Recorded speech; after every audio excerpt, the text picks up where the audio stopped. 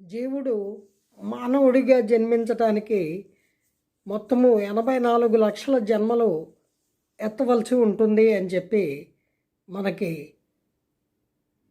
తెలుస్తున్న అంశము.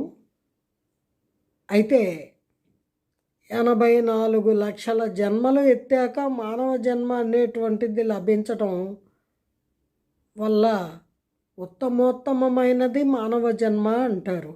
మరి ఇంతటి ఉత్తమమైన ఉన్నతమైన మానవ జన్మ ఎత్తడానికి అంతకాలము ఎదురు చూడాలి, ఎన్నో జన్మలెత్తి ఎన్నో కర్మలు అనుభవించాలి కదా.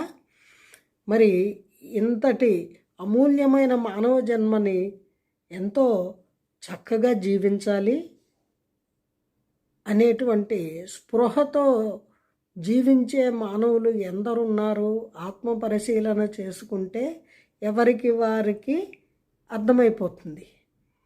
జై గురుదేవా.